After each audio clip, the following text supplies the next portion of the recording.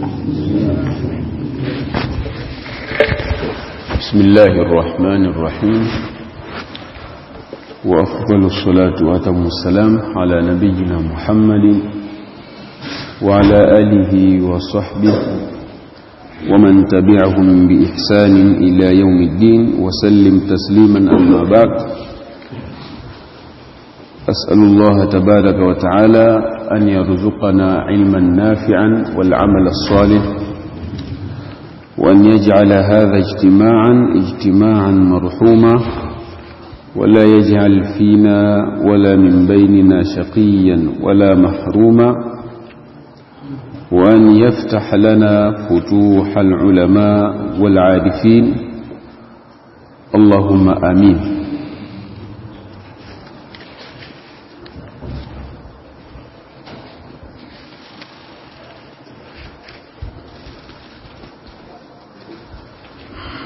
باب ما جاء أن البدعة أشد من الكبائر.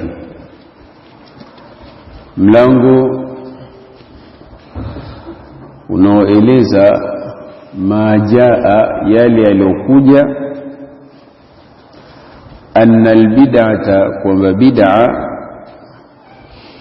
ashaddu, ni kubwa zaidi, min alkabairi, kuliko baadhi ya madhambi, au ni kubwa na ni katika madhambi makubwa. Sawa?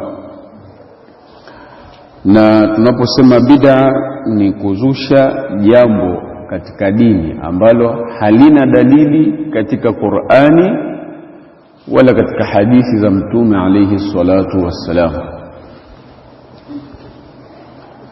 Kwa hiyo bid'a ni mbaya sana kuliko baadhi ya madhambi makubwa.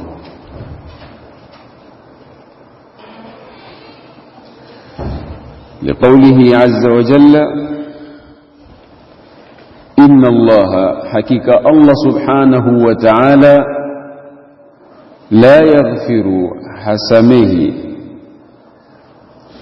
أن يشرك به كشركشوا، ويغفرنا نسمه ما kile ambacho duna dhalika, kilichokuwa chini ya shirki, liman yashau, kwa yule anayemtaka, kwa yule anayemtaka.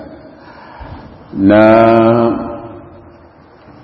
sababu wallahu aalam ya shekhe kuweka aya hii ni kwa kuwa baadhi ya bid'a zinampelekea mtu kuingia katika kufuru. Ziko baadhi ya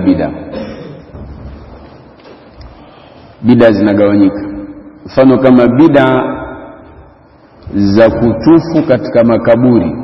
Mtu anayefanya tawafu katika kaburi, huyu ni kafiri, anakufuru, ni mshirikina. Muislamu anayekwenda kuomba mawali au kuomba mizimu katika vilinge au kwenye mapango, huyu ni mshirikina. Na tukisema ni mshirikina, maana yake ni kafiri. Muislamu ambaye ni mganga wa kienyeji, si ule hospitalini, mganga wa kienyeji, huyo ni mshirikina, ni kafiri. Kwa hiyo watu waelewe hayo. Kwa kuna baadhi ya majambo ambayo mtu akiyafanya, basi moja kwa moja anaingia katika shirki. Kwa hiyo kuna baadhi ya bid'a pia zinamfikisha mtu katika kufuru, ima bid'a za kimatendo au zikawa ni bid'a za kiitikadi,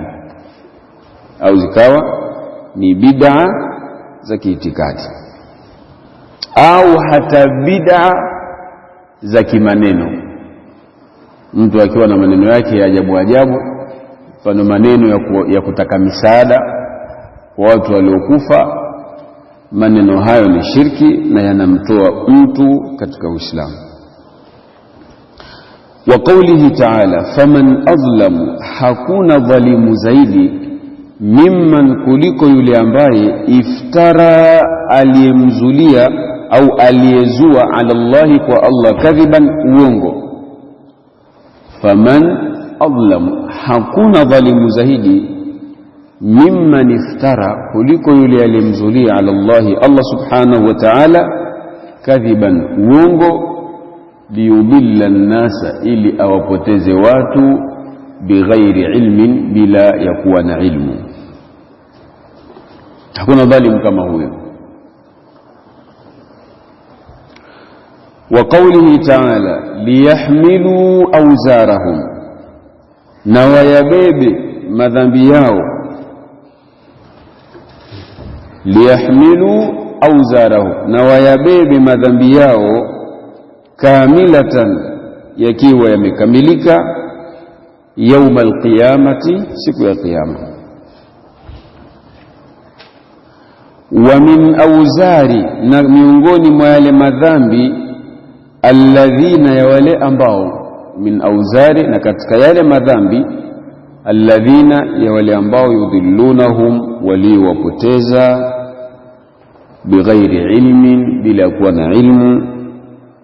Ala, tambueni, saa, ni mabaya mno, ma, yale ambao kwamba, yaziruna, watakaoyabeba katika madhambi. Yani mtu aliyempotosha mwenzake, watu waliopotosha watu, Allah anasema hawa watayabeba madhambi yao yaliyokamilika siku ya kiyama, lakini watayabeba na madhambi ya wale waliowapoteza bila kuwa na ilmu, na ni mabaya mno yale watakayo yabeba katika madhambi. Kwa hiyo ukimpoteza mtu, dhambi zake unazo, na yeye pia atapata dhambi kwa kupotezwa. Akasema mimi kwa sijui, lazima akasome, kusoma ni lazima. وفي الصحيح، نكتك صحيح، أنه صلى الله عليه وسلم قال في الخوارج، انتم alisema kuhusu makhawarij, ainama, fahala popote, laqitumuhu, mtakapokutana nao, faqtuluhum, waueni. Tumanasema ainama, fahala popote, laqitumuhu, mtakapokutana nao, faqtuluhum, waueni. Makhawarij hao, Mtume anasema kuhusu makhawarij, mtakapokutana nao pahala popote, basi muwaue. Na tuelewe kuwa makhawarij asili yao ni Waislamu, asili yao ni Waislamu, na wanachuoni wengi wa Kiislamu wanasema makhawarij wala hawajakufuru, lakini walikuja zama za Mtume, kuna ishara yani kuna ishara zilionekana kipindi cha Mtume sallallahu alaihi wasallam, kwamba kuna watu watakuja kudhihiri huko mbele, watakuwa na baadhi ya misimamo, na ndio kundi la kwanza kudhihiri ni makhawarij. Na moja ya misimamo yao makhawarij ni kuwa mtu atakayefanya dhambi kubwa, basi huyu amekufuru, ni kafir, na akifa motoni hatoki. Hao ni makhawarij. Katika misimamo ya makhawarij, wao wanaona kuwa inafaa kumpindua kiongozi aliyekuwa katika madaraka, na wao ndio waliompindua sahaba Uthman ibn Affan, vile vile khalifa wa 4 Ali ibn Abi Talib. Kwa Mtume alisema hawa mkiwaona basi muwaue kwa pamoja, kwa sababu walikuwa na misimamo mikali sana. Na mtu mmoja, hawa watu walitokana na mtu mmoja anaitwa Dhul Khuwaisir, ambaye huyu alimwambia Mtume alayhi salatu wassalam, fanya uadilifu we Muhammad. Mtume akamwambia, sasa kama mimi sitofanya uadilifu, ni nani atakayefanya uadilifu? Mtume akasema, huyu bwana kwenye mgongo wake huyu ataleta watu, atazaa huyu, na hicho kizazi kama mimi nitakikuta basi nitakiua. Kwa hiyo ni watu walioleta vurugu kubwa sana. Katika kitabu Sharh Sunna, Sheikh Fauzani asema fitna wanazoziishi Waislamu tokea zamani, hizi fitna asili yake zililetwa na makhawariji, ndio waliofungua huu mlango, kwa sababu kitendo cha wao kumuua Uthman, basi Waislamu baada ya hapo hawakuwa na dola isipokuwa ndani yake kulikuwa na fitna. Kwa hiyo ni watu wabaya sana, hata kama watajiita ni Waislamu, lakini watu wabaya mno. Sasa asijitokeze mtu akasema sisi bwana tunataka umoja, yani Waislamu wote tuwe kitu kimoja. Jambo haliwezekani. Kwa nini? Kwa sababu kuna watu wana misimamo ya ajabu sana kwenye Uislamu.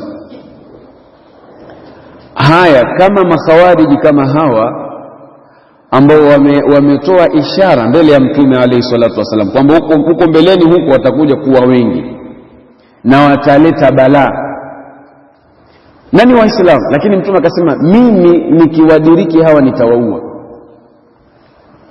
Mtume hakusema sasa ili tulinde umoja tuwe tu kitu kimoja. Hakuna hicho kitu. Mtu yoyote ambaye anakhalifu manhaji ya watu wa sunna, mtu huyu hawezi kuwa ni mtu wa sunna, kwa sababu da'wa ya watu wa sunna ni da'wa ambayo ni kadima, ni da'wa ya zamani, ni da'wa ambayo haina mujamala na mtu. Kwa mara nyingi tunawasikia mashia au maibadhi wakiwa wanasema mkono kwa mkono hadi peponi, sisi ni kitu kimoja. Haiwezekani kuwa eti leo sisi watu wa sunna tuwe kitu kimoja na mashia. Hakuna umoja wa namna hiyo, kwa sababu kwanza, mfano kama mashia wanaotukana maswahaba, Mtume mwenyewe ndiye aliyeukataa umoja, akasema kwa makhawariji hawa, kama kipindi hicho watakuwa ni wengi na mimi nitakuwepo, nitawaua mwenyewe. Na ni Waislamu. Kwa sababu leo hoja kubwa mtu anakuambia lakini tumetamka shahada ya la ilaha illa Allah. Mtume hakuiona hiyo, lakini Mtume alitoa ahadi akasema la in adraktuhum, mimi kama hawa watu nitawadiriki, la aqtulannahum qatla adi, nitawaua kama walivyouliwa watu wa Adi. Na baadhi ya riwaya Mtume alayhi salatu wasalam akasema hum shirarun nasi, hawa ni watu wabaya sana, wa hum kilabun nari, na hawa ni mbwa wa motoni makhawariji. Mtume anasema makhawariji ni mbwa wa motoni. Sasa asijitokeze mtu akasema bwana hawa watu wa sunna bwana wanavunja umoja wa Waislamu. La, makundi yaliyokuja baada ya Mtume yaliozukazuka haya ndiyo yalioleta balaa katika Uislamu. Uislamu akagawanyika. Haya leo kuna masufi, hao masufi wenyewe wamegawanyika, wana kila tarika. Sio kuna tarika Kadiria, kuna tarika Tijania, sio na nini na nini. Maneno ambayo wenyewe katika baadhi ya vitabu vyao ukiyasoma kuna maneno ya kufuru kabisa. Mfano mmoja katika mashekhe wa kisufi anasema wakati Ibrahima anachomwa katika moto, asema mimi nilikuwepo pale na mimi ndiye nilimpa msaada. Mmoja katika mashekhe wa kisufi asema hivi katika kasida yake mashuhuri inaitwa walamma safa qalbi wa tabat sarirati wanadamani rabbi fi sahwati min. Amezungumza mwisho akasema Ibrahim alivyokuwa katika moto mimi nilikuwepo pale na nikamsaidia. Yunus alivyokuwa katika tumbo la samaki mimi nilikuwa naye na nikampa msaada. Hakuna mwenye ilmu isipokuwa ilmu hiyo mimi naijua. Kasida ya kisufi ya kitarika mashuhuri tu, walamma safa qalbi, inaitwa hivyo, ina beti takriban 100. Anazungumza maneno ya kufuru. Kwa maneno kama haya uweze kusema lakini sote ni Waislamu. La, Mtu kama huyo unamwambia bwana shekhe, wewe endelea na utarika wako, tuache na nini na sunna za mtume alayhi salatu wassalam. Wafihi, lakini vile vile katika hadithi hii mtume akasema annahu naha, kwamba mtume alikataza an qatli, kuwaua umarai, viongozi, aljauri, wanaofanya dhulma. Mtume amekataza kuwaua viongozi wanaofanya dhulma, masallu, kwa muda wa kuwa wanafanya ibada, kwa muda wa kuwa wanafanya nini, wanafanya ibada. Lakini makhawariji hawaoni hilo, na ndio maana walimuua Uthman. Walimvamia siku ya Alhamisi, alikuwa amefunga, baada ya salatu al-asri anasoma Qur'ani, wakaingia nyumbani kwake wakamuua. Hao ni makhawariji. وعن جرير بن عبد الله أن رجلا، حقيقة mtu mmoja tasaddaqa bisadaqa, alitoa nini, sadaka. Tasaddaqa bisadaqa, alitoa sadaka. Thumma, kisha tatabaa an-nas, watu wakafuatana wakamuiga baada ya kutoa hiyo sadaka. Faqala Rasulullah sallallahu alaihi wasallam, mtume akasema, man sanna, yule atakayehuisha fil islami, katika Uislamu, sunnatan hasana, sunna ambayo ni nzuri, falahu ajruha, ana yeye ujira wake. Ujira wa nini? Wa hiyo sunna. Wa ajru, na lakini vile vile atapata ujira man, wa yule ambaye amila, aliyefanyia kazi biha, sunna hiyo. Yani umemkumbusha mtu jambo zuri umelifanya, mtu akakuiga, ukamwelekeza mtu katika jambo zuri, yule mtu akakuiga, kwanza utapata thawabu za wewe kufanya lile jambo, lakini pili utalipwa kwa sababu kuna mtu mwingine amekuiga. Wa ajru, na atapata ujira man, wa yule ambaye amila biha, alifanyia kazi sunna ile, min babihi, baada yake, min ghairi an yankusa, bila ya kupungua, min ujurihim, katika ujira wao, shay'un, chochote, bila ya kupungua katika ujira wao chochote.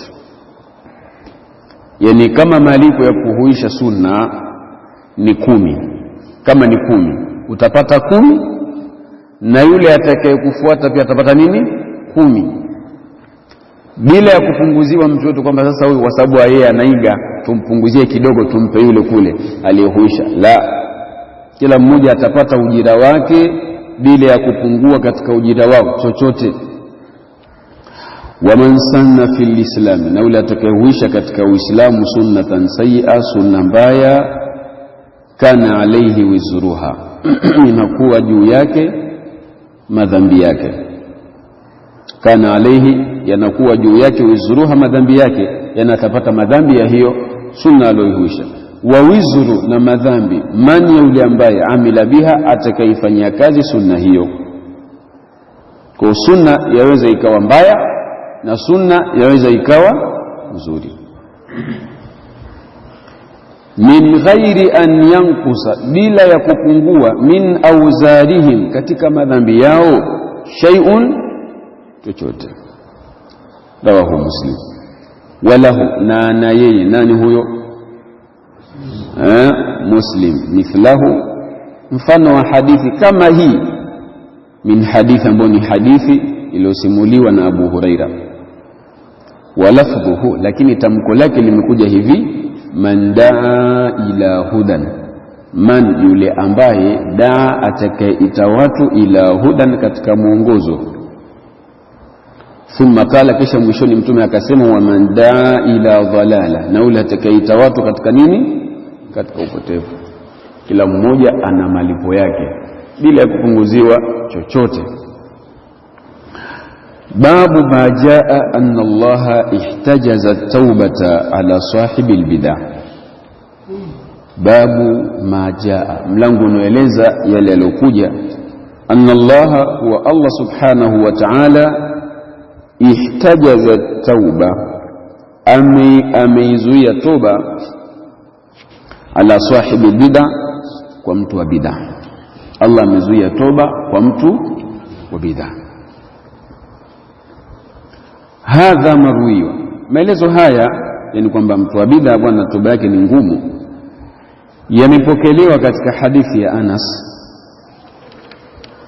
wa min marasili al-Hasani.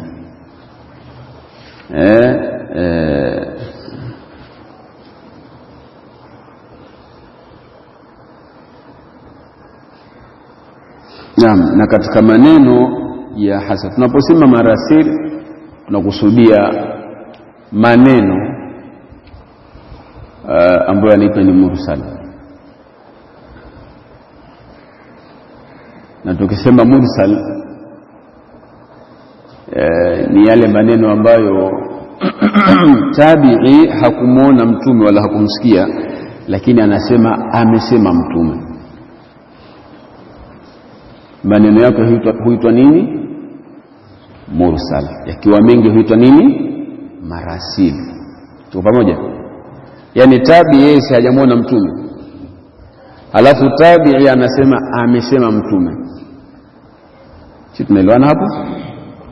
Kwa yale maneno yake yanaitwa ni marasil, na hayakubaliki, hayafanyiwi kazi, kwa sababu katika shuruti za hadithi ni ittisalu sanadi, kwa kila mmoja awe amesikia kwa aliyekuwa juu yake. Sasa kama tabi'i atatuambia yeye amemsikia mtume, alafu sisi tuna hakika kwamba yeye hajamuona nani? Mtume alayhi salatu wassalam, maneno yake yatatajwa lakini hayafanyiwi kazi. Naam. Wa dhakara ibn Wadhahi, na ametaja ibn Wadhahi an Ayyuba, kutoka kwa Ayyub.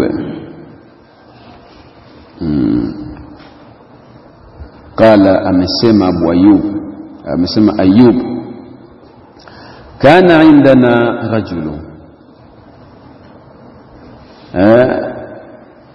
alikuwa kwetu sisi mtu. Kana indana rajulu, alikuwa kwetu sisi mtu. Yara ra'yan, ana rai anaiona. Yara ra'yan, anaona rai fulani hivi.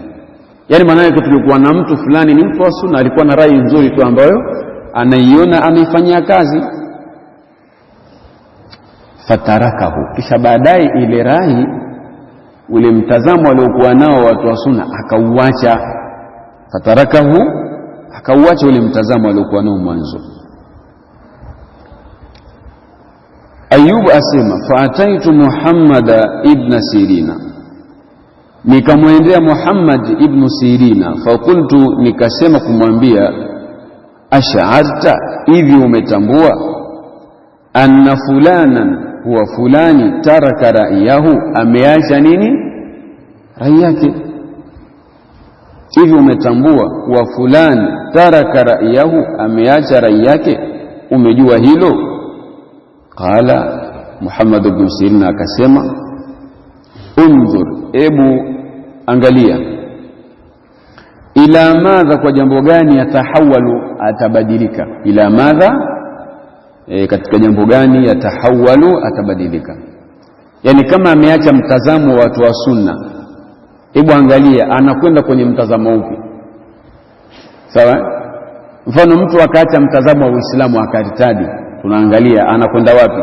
Anakwenda kuwa Myahudi au Mnaswara? Sasa Muhammad ibn Sirina asema, hebu angalia atakwenda kubadilika, atakwenda kwenye upande gani?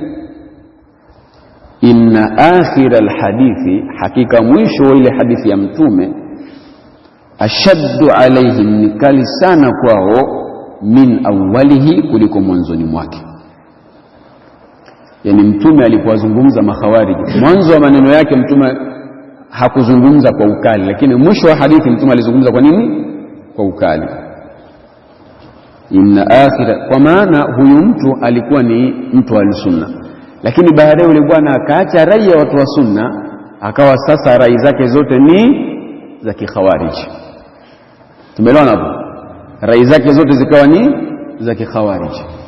Ndio Muhammad ibn Sirin akasema hakika mwisho wa hadithi hakika mwisho wa hadithi ashaddu alaihim ni kubaya zaidi, ni kukali kwa wao min awali kuliko mwanzoni mwake, kwa sababu mtume alisema mwisho wa hadithi yamrukuna min alislami, hawa makhawariji wanatoka katika Uislamu kama yamruku sahamu, kama unavyotoka upinde minarramia, kama unavyotoka mshale minarramia katika upinde. Yani mtume alipozungumza makhawariji mwisho akasema yote atakayofanyika, lakini hawa mwishoni mwa majambo yao ni kwamba wanatoka katika nini? Uislamu. Kama unavyoona mshale unavyotoka kwenye upinde, thumma la yauduna ilaihi, kisha hawarudi tena katika Uislamu. Wasuila Ahmad ibn Hanbali, aliulizwa Imam Ahmad ibn Hanbal amana dhalika, maana ya hii hadithi mtume aliposema kwamba hawa wakitoka basi ndio hawarudi. Imam Ahmad akasema la yuwaffaqu litauba, huwa mtu wa bid'a na khawarij huwa hawafikishi katika kufanya nini? Katika kufanya toba. Babu qawlihi ta'ala ya ahla alkitabi, enyi watu wa kitabu, lima tuhajjuna, kwa nini mnafanya majadiliano fi Ibrahima, kwa Ibrahima. Qaulullahi ta'ala ya ahla alkitabi, enyi watu wa kitabu, lima tuhajjuna fi Ibrahima, kwa nini mnafanya majadiliano kwa Ibrahim. Wama, ilikuwa Mayahudi wanabishana kuhusu Ibrahim. Wama unzilatit Taurat, na wala haikuteremshwa Taurati na Injil illa min ba'dihi, ila baada ya nani? Ibrahim. Afala taqiluna, hivi nyinyi hamzingatii?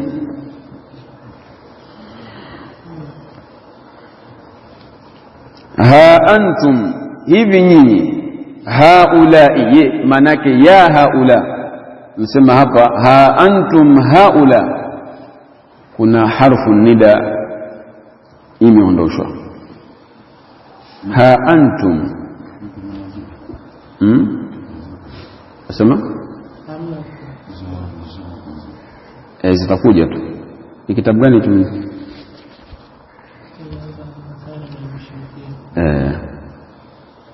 Inakuja ha antum, hivi nyinyi, ya haula, haula yani asili yake ilikuwa ya haula, enyi Mayahudi na Manaswara. Hajajtum, mmefanya mahojiano, fima, katika kile ambacho, lakum, mna nyinyi, bihi, kwa kitu hicho, ilmun, elimu. Yani kuna baadhi ya majambo mlikuwa mnafanya mijadala kwa sababu mko na nini? Mko na ilmu. Falima tuhajuna fima, kwa nini mnafanya majadiliano katika kile ambacho laysa lakum bihi ilmu, hakuna kwenu nyinyi elimu. Wallahu ya'lam, Allah anatambua, wa antum la ta'lamuna, na nyinyi hamtambui. Ma kana Ibrahimu, hakuwa Ibrahimu yahudiyan, ni myahudi, wala nasrania, wala Ibrahimu hakuwa mnaswara, walakin, lakini, kana hanifan, alikuwa yuko mbali na ushirikina, musliman, alikuwa ni muislamu, wama kana minal mushrikin, wala hakuwa katika ushirikina. Na historia inaeleza hivyo kwa sababu ukiangalia Uyahudi na Unaswara ulikuja kuanzia kwa Nabii Musa, sawa? Kuanzia kwa nani? Kwa Nabii Musa. Lakini kabla ya Nabii Musa ilikuwa hakuna kitu kinaitwa Uyahudi wala Unaswara. Na Uyahudi ni majina ambayo wenyewe walijipa, na Unaswara vile vile ni majina ambayo wenyewe walijipa, lakini Allah hakuteremsha dini inaitwa Uyahudi wala hakuteremsha dini inaitwa unaswara.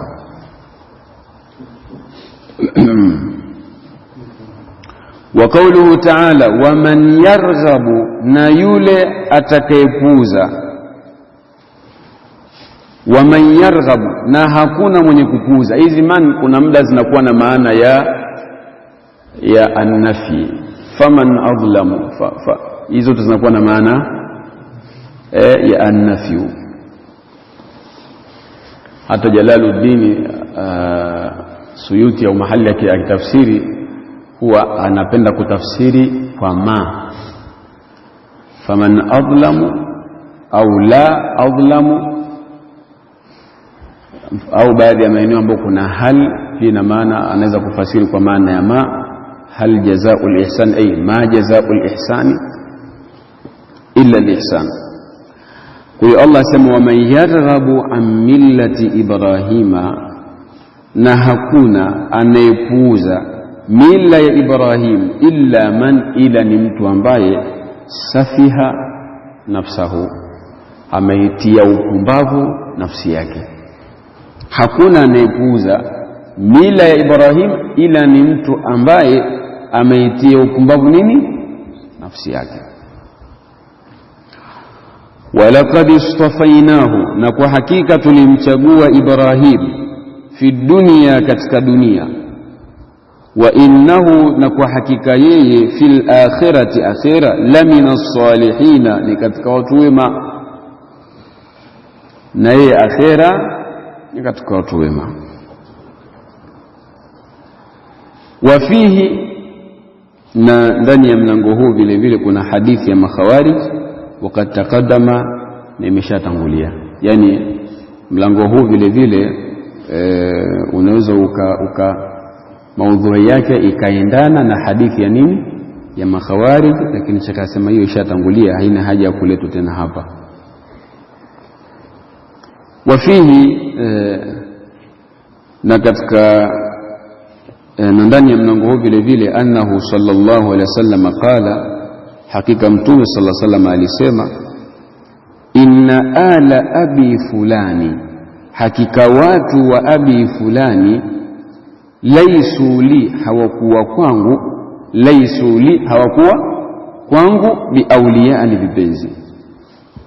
Yani watu wa bani fulani wale si vipenzi vyangu. Innama awliyai, hakika vipenzi vyangu, almuttaquna, ni wale wacha Mungu. Innama awliyai, vipenzi vyangu ni almuttaquna, wacha Mungu. وفيه أيضا katika mlango vile vile, an Anas anna Rasulullah sallallahu alaihi wasallam, hakika mtume sallallahu alaihi wasallam, dhakara lahu au dhukira lahu, ilitajwa kwake, dhukira lahu, hiyo ndio bora zaidi, ilitajwa kwake, alisimuliwa, aliambiwa, anna ba'd as-sahaba, kwamba kuna baadhi ya masahaba wamekuja hapa wakasema walioyasema. Qala, wa kwanza akasema, amma ana, ama mimi, fala akulu, sitokula allahma, nyama. Sawa. Kuna maswahaba walikwenda nyumbani kwa mtume, wakauliza yale mambo anayofanya mtume nyumbani kwake ambao wao hawayaoni. Sasa baada ya kuambiwa, akasema kama mtume amesamehewa madhambi na labda anaswali usiku na nini, kwa nini sisi tusijitahidi zaidi yake? Sasa mwingine akaona, kuanzia leo mimi sitokula nyama, mimi kazi yangu ni uzuhudi tu, ni kuelekea kwa Allah tu, sitaki tena mambo ya kidunia. Waqala al-akhar, mwingine akasema, amma ana, ama mimi, fa aqumu, nitasimama usiku, wala anamu, wala sitolala, tutakuwa na swali tu mimi. Waqala al-akhar, akasema mwingine, amma ana, ama mimi, fala atazawwaju an-nisa, sitoa wanawake, watanishughulisha katika ibada, muda mwingi nitakuwa nashughulika tu na muwaza. Wakasema yeye hatoa. Waqala al-akhar, amma ana fa asumu wala uftiru, mimi nitafunga wala sitofungua.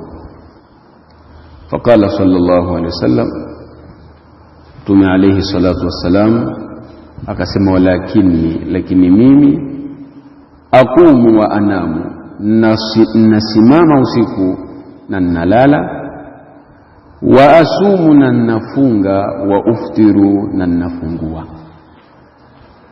Nafunga na nafungua. Wa tazawwaju nisa, na naoa nini? Wanawake. Unajua baadhi ya salafu waliona mimi bwana nikioa mwanamke atanishughulisha. Hadi nasimuliwa kwamba kuna mmoja ima ni Hasan al-Basri au Muhammad ibn Sirin, alioa mwanamke lakini yeye ikawa kazi yake ni vitabu tu, mpaka mwanamke anakwenda kushtaki. Kwa sasa nimeuzisha kwa mume gani ambaye muda wote nini? Vitabu. Kwa hiyo Mtume alisema hapana, pamoja na kwamba mimi ni mtume wenu, lakini mimi nafanya nini? Naoa. Wa aqulu lahma, na nakula nini? Kula nyama. Faman raghiba an sunnati falaysa, yule atakayepuuza sunna zangu si katika mimi. Kwa hiyo ukiwa na uwezo wa kuoa, kaoe. Sawa? Ukiona kabisa haya maji ni maji ya shingo, kafanya nini? Kaoe, na uoe mwanamke ambaye ni swaliha. Mtume alayhi salatu wassalam alisema, ad-dunya mataa wa khairu mataiha maratu swaliha. Sio mwanamke aliyesoma dini, mwanamke mwema. Sawa? Ana malezi bora ya Uislamu. Swala kusoma dini swala lingine. Tuko pamoja? Tunasema sasa mimi nataka mwanamke alimaliza thanawi ndio kigezo changu. Sio sharti hilo. Au ni mwanamke mutadayyina, mwenye dini yake, mwenye tabia zake. Sasa ukimpata mtaani mwanamke mtadayyina, ana dini, ana tabia, chukua. Lakini usikimbilie tukasema mashaallah mwanamke alimaliza sana huyu, kamaliza nini, nasikia anapiga vitabu halakati huko, huyu atanifaa. Haiwezekana, akakusumbua. Katika zile qasasul biladi, kuna mtu mmoja wanasema nasallallahu alaihi. Huyu bwana alioa, lakini mwanamke mashallah amedhihirisha kwamba ni mwanamke mwenye dini. Kwa hiyo akapita naye akamuoa. Siku moja huyu bwana anarudi kazini, anamkuta mkewe analia. Akamuuliza, walia nini? Yule mke akasema, wakati naoga kuna ndege amenichungulia.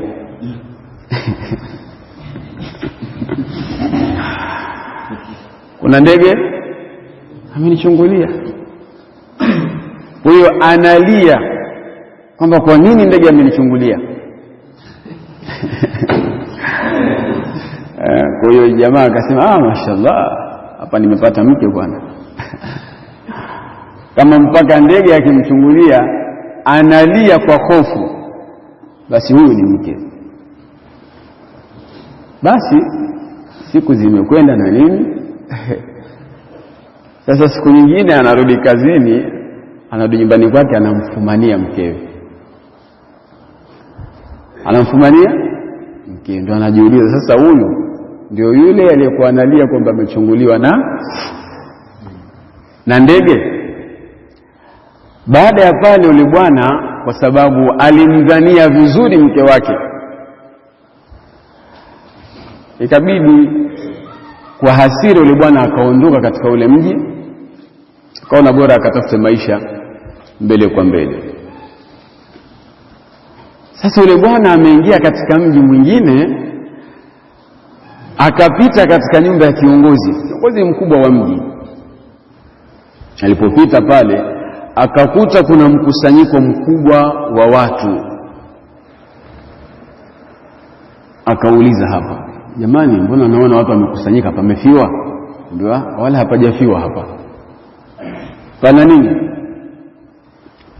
Akaambiwa kiongozi kuna hazina yake imeibiwa na hajulikani mwizi ni nani. Yule bwana akasema sawa. Sasa muda si mrefu akaonekana kuna mzee mmoja anapita, lakini tembea yake ni ile ya kuchuchumia. Unajua maana kuchuchumia? Kule kutembea kwa vidole. Akauliza, yule kwa nini atembea vile? Akaambiwa yule anatembea kwa kuchuchumia, anaogopa asije akamkanyaga sisimizi akamwasi Allah. Akasema basi yule ndio mwizi. Yule ndio nani? Ndio mwizi. Watu wakamchukua yule mzee. Ndio mzee ndio mwizi. Sasa yule mzee asema, jamani, mimi na ucha Mungu wote, mimi mpaka nachutumia nisije nikamkanyaga nani sisimizi kwa ucha Mungu niliokuwa nao. Ambiwa, wewe ndio mwizi. Kwa hiyo yule mzee akahojiwa, mwishoni akakubali kwamba ndio nani kwamba ndio mwizi. Na yule bwana alitoa ahadi akasema, kama yule sio mwizi basi nikate mkono mimi hapa, kama yule sio mwizi nikate mkono. Kwa yule mzee baada ya kukubali, yule bwana akaulizwa, ulijuaje? Akasema, ucha Mungu unapozidi katika mipaka yake basi ujue huko ni kuficha kosa. Kwa hiyo kwanza akamfikiria mkewe, yani mwanamke eti analia eti kwa sababu amechunguliwa na nini? Na ndege. Halafu huyu naye eti anatembea eti anachuchumia eti asije akamkanyaga sisimizi akamwasi nani? Allah. Akajua kabisa hapa kuna jambo analificha. Kwa tutafute wanawake waliokuwa wema mutadayina. Kisha anasema Sheikh Muhammad ibn Abdul Wahhab, fata'ammal, zingatia, idha kana ba'dhu as-sahaba, ikiwa baadhi ya maswahaba, yani katika hao maswahaba tuliowataja, mmoja katika hao maswahaba arada tabattula, alitaka nini? Ubachela. Atabattula ni ubachela, lilibadati, kwa ajili ya kufanya nini? Kufanya ibada. Yeye alitaka asioe kwa sababu afanye ibada. Qila fihi, lakini ikasemwa katika msimamo wake huu, qila fihi, ikasemwa ndani yake, hadha alkalamu alghalidhu, haya maneno mazito. Katika hili jambo lake yakazungumza maneno mazito. Mtume akasema, faman raghiba an sunnati falaysa minni. Mtume akazungumza haya maneno mazito, licha ya kwamba huyu bwana hajakusudia ila kufanya nini? Ibada. Wasummiya fi'luhu, na kikaitwa kitendo chake hicho cha kutokuoa, rughuban, ni kupuuza, ani sunnati, sunna za nani? Za Mtume. Sheikh Muhammad anasema zingatia haya maneno, yani kitu kizingatie sana. Ikiwa mtu alitaka kuacha kuoa kwa lengo la kufanya nini? Ibada, kwa nia nzuri tu, lakini Mtume alayhi salatu wassalam kitendo kile akasema ni kupuuza nini? Sunna zake. Sheikh anasema, fama dhannuka, sasa ni ipi dhana yako, unafikiria vipi? Bighairi hadha, kwa yasiokuwa haya tuliyoyataja, min albid'i, katika bid'a. Ikiwa huyu alikusudia ibada, Mtume akasema ni kupuuza nini? Sunna. Je, mambo mengine yasiokuwa haya katika bid'a inakuwaje? Wama dhannuka bighairi sahaba, na ni ipi dhana yako kwa asiyekuwa nani? Sahaba. Hawa ni maswahaba, Mtume aliwakatalia wasilete bid'a kwenye dini. Vipi kwa asiyekuwa sahaba? Kwa hiyo kuachia kwa sahaba ni aula zaidi. Al-Imamu Malik rahimahullah ta'ala asema lan tasluha akhiru hadhihi al-umma illa bima saluha bihi awwaluha. Watu wa mwisho hawawezi wakaja na jambo likawa ni zuri kuzidi lile ambalo watu wa mwanzo walikuja nalo. Haiwezekani eti sisi watu wa mwisho, watu wa karne 1000 si na ngapi, tukawa eti tuna ilmu zaidi na tunaijua zaidi dini kuliko maswahaba. Ni uongo. Maswahaba ndio wenye ilmu kubwa kuliko kuruni zote zilizokuja baada yao. Jambo ambalo hawakufanya liache. Maswahaba hawakusoma maulidi,